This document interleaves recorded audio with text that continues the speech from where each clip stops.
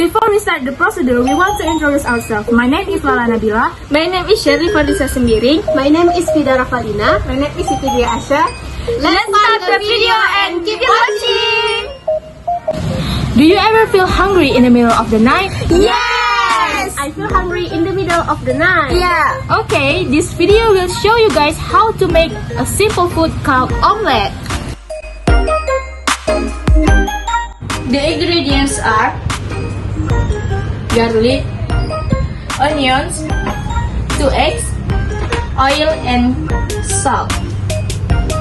The tools are pan, bowl, cutting board, knife, spoon, and spatula. Firstly, cut into pieces the garlic and onion.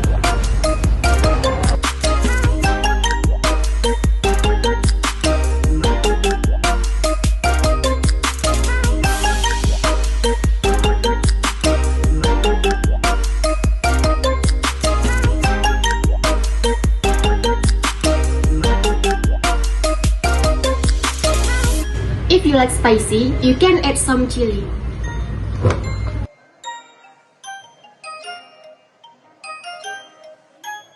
Second, break the egg into a bowl.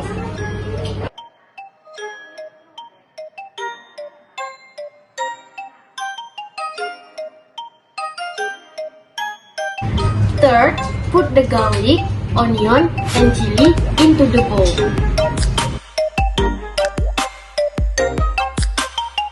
And then put the salt.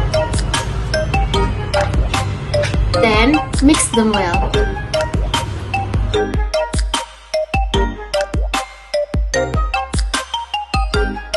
The next step, heat a frying pan.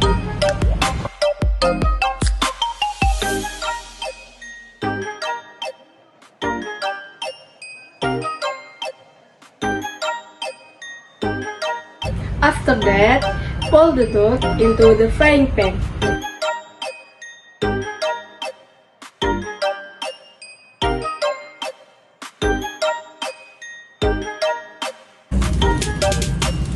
Wait until it looks yellowish.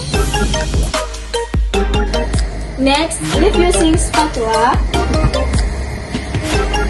and put it in plate. Finally, the omelette is ready to serve. Yay! You guys should make this omelette because it's very delicious, right? Yes! Thanks for watching our video. We hope you guys enjoy it and see you.